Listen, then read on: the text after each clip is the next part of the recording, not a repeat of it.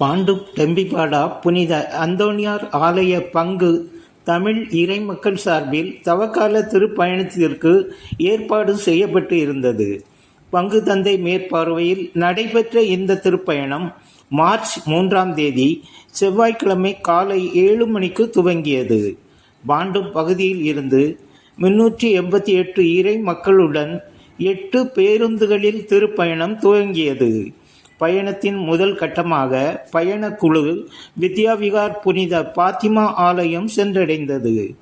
ஆலயத்தில் அருட்தந்தை தலைமையில் சிலுவை பாதை நடைபெற்றது. பக்தி பாடல்கள் மற்றும் ஜெபத்துடன் வழிபாடுகள் நடைபெற்றது. திருப்பயணத்தின் இரண்டாவது கட்டமாக திருப்பயணக்குழு குர்லா தூய திருச்சிலுவை ஆலயம் சென்றடைந்தது. பங்கு ஆலயம் 2004 ஆண்டு பங்கு தந்தை சைமன் போர்ஜஸ் பணி காலத்தில் புதுப்பிக்கப்பட்ட நிலையில் புது பொலிவுடன் காட்சி அளித்தது. ஆலயத்தில் நடைபெற்ற சிலுவைப்பாதை வழிபாட்டை தொடர்ந்து திருப்பயணம் தொடர்ந்தது. திருப்பயணத்தின் 3ஆம் கட்டமாக திருப்பயணக்குழு மரோல் புனித யோவான் சுவிசேஷகர் ஆலயம் சென்றடைந்தது.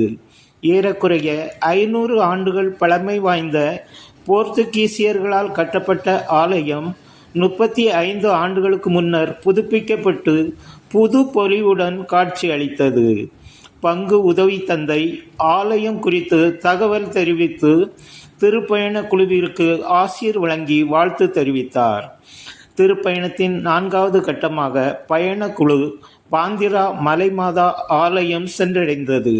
சிலுவை பாதையை தொடர்ந்து அருட்தந்தை திருப்பலி நிறைவேற்றினார்.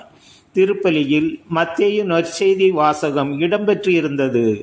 திருப்பலியை தொடர்ந்து ஆலயத்தின் எதிர்ப்புறம் உள்ள அருங்காட்சியகத்தை இறை மக்கள் பார்வையிட்டனர். அனைவருக்கும் மதிய உணவு வழங்கப்பட்டது.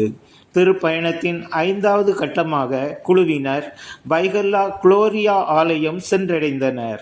திருப்பயணத்தின் நிறைவு சிலுவை பாதை வழிபாடு ஆலயத்தில் நடைபெற்றது. இறைமக்கள் அனைவருக்கும் தேநீர் வழங்கப்பட்டது.